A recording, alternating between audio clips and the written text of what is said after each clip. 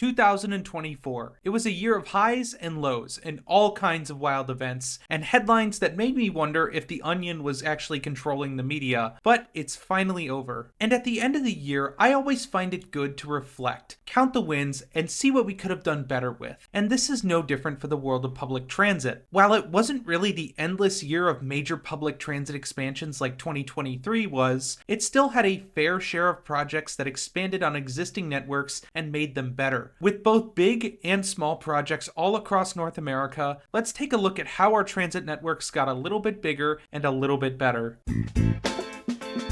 Indianapolis often goes overlooked when it comes to its transit, due to some of the major hurdles it's faced that have hamstrung its growth, including a ban on building light rail in the city imposed by the state government back in 2014. However, Indigo, which is the transit provider for the Indianapolis metro area, has used a very creative solution to bypass this essential ban of building rail transit. That solution being bus rapid transit. While it might not seem as exciting as a train, bus rapid transit can be a very effective way to move people on public transit. By essentially giving a bus the same priority as what a train might have, BRT has seen incredible success ever since it was first implemented by cities in South America. While many cities in North America like to just build out nice new bus stops and slap some fancy new decals on an existing bus and call it BRT, Indigo fortunately has not made this mistake. With the Red Line opening in 2018, it's been a true model for bus rapid transit in North America. With signalized priority, dedicated lanes, improved boarding, and frequent service, it's been a great start so far, and Indigo has only continued to add on to its success with the opening of the second BRT line in the city. The Purple Line is the newest addition to the network, opening back on October 13th, and added nearly 15 new miles of bus rapid transit to the city, which mainly services Indianapolis's east side, running along 38th for a majority of its route. While BRT isn't the flashy, cool rail transit project that everyone around the world loves, Indigo's BRT expansion has been a very effective way to get transit built in regions that might not be very willing to support a rail transit project. And it's effective in showing the demand that the city has for transit options like rail transit in the future. But speaking of rail transit, there have been a whole host of rail extensions that have opened up all over the US, with the first one coming to us in late January in an area you might not expect.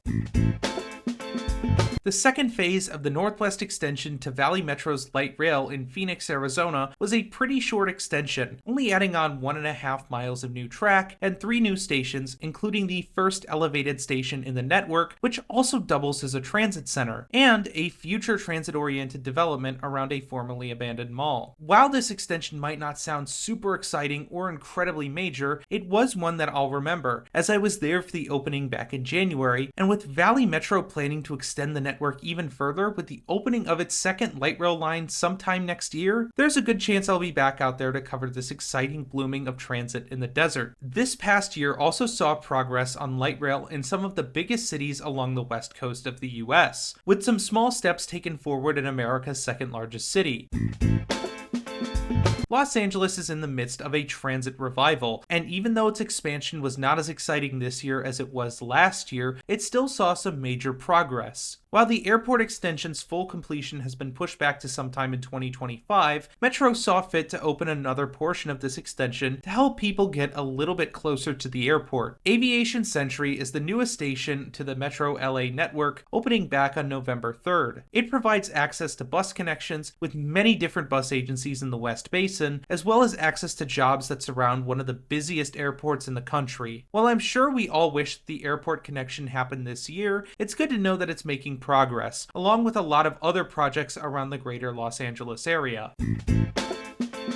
Seattle is that other big city on the West Coast that has taken steps to improving its light rail this year. With the success of Line 1 of Link Light Rail, Sound Transit has continued to expand upon the light rail network, with 2 brand new portions of the network opening just this year. The first being the extension to Linwood, which opened back in late August. This 8.5-mile northern extension added 4 new light rail stations to the Link Light Rail network and extended service from King County into Snohomish County, and connecting bus lines north of Seattle with with easy access to communities downtown and in the southern part of the city. However, this isn't the only extension that the network saw, as Seattle's Link Light Rail finally became a multi-line system with the opening of the 2 line. This second line opened back up in April and currently provides light rail service between Redmond and Bellevue, bringing the Link network outside the core of Seattle to the eastern suburbs of the city for the first time. While the current 2 line is quite short and disconnected from the rest of the system, Sound Transit has big plans in 2025 for the 2 line, with a plan to connect the 2 line to Seattle in a significant extension over the lake on the first pontoon bridge in the world built specifically for light rail. This new extension that will be coming in 2025 will be a crucial transit connection for the region, opening up jobs for people on both sides of the lake and providing a way to reduce traffic along one of the most congested corridors in the entire region. But light rail wasn't the only type of rail transit that got extensions and improvements in 2024, as a few commuter systems ended up getting extensions and improvements as well. Northern Indiana's South Shore Line received some major improvements to its system with the reopening of the 11th Street Station in Michigan City. The station itself has been massively improved with better platforms, easier accessibility, and more amenities. But most importantly, the Northern Indiana Transit Commuter District finished up some major track improvements in Michigan City. By adding double tracking and getting rid of the sections of track that ran through the streets in the city, the South Shore Line not only has gotten faster, but now allows for more trains to be ran along these tracks, as well as major improvements to accessibility and safety in Michigan City. These improvements are a part of a major list of upgrades and extensions that the NITCD has had for the South Shore Line in the near future.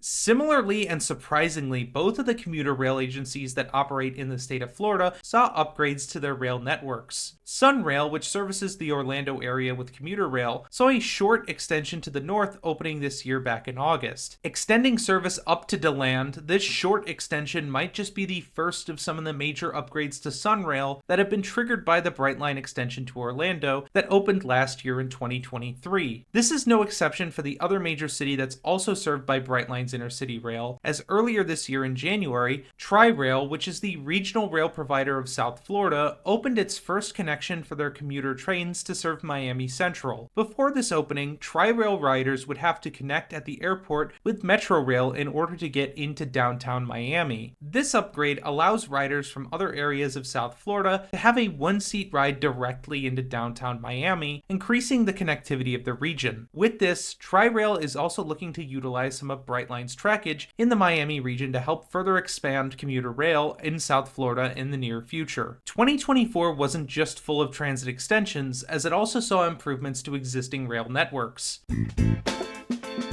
The CTA in Chicago saw the opening of a new infill station along the Green Line. Opening back in August, the Damon Green Line station was a much-needed addition to the CTA network. While it was mainly built for the Democratic National Convention this past August, the station will be a major centerpiece for transit of a new mixed-use walkable neighborhood that will be built as a infill development over empty surface parking lots that have surrounded the United Center and its predecessor, Old Chicago Stadium, for decades. While it might not be the biggest addition the CTA could have done, it's good to see that the system adds stations where ridership is in demand. But it wasn't just city transit systems that saw improvements to their networks this year, as our national passenger rail provider, Amtrak, saw a new added intercity line added to its network.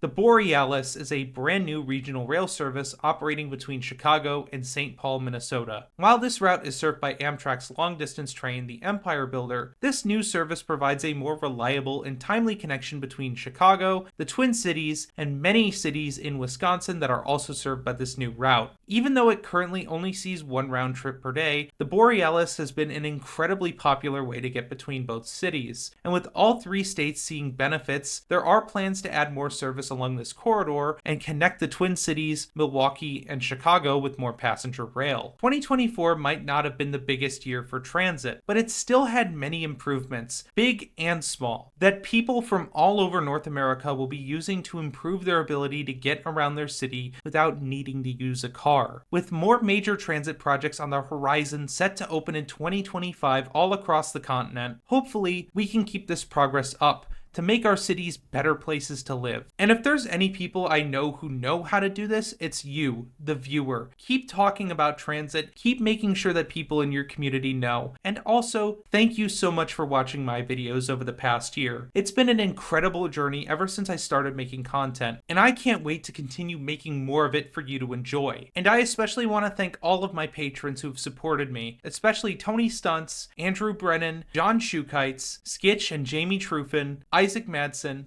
Jason Moore, Kent Toll, Mitchell Mudd, Porby Design, Robert P. Walsh, Alexis S. Geddes, Anthony, Benny G, Dave, Drake Harrison, Eric Larson, G4, Harry, Joe McDonald, KCJC, Michael Hohe, Paul A., Peter Schleisman, Red Pandas, Richard Archambault, Ronnie Ruda, The Hungry Transit Fan, Tucker Harju, Wuji, and Zowie. Without your support, videos like this wouldn't be possible. And if you want to become a patron, the link is down below. Also down there, you'll find my socials. Thank you so much for watching, and as always, I'll see y'all on the next one.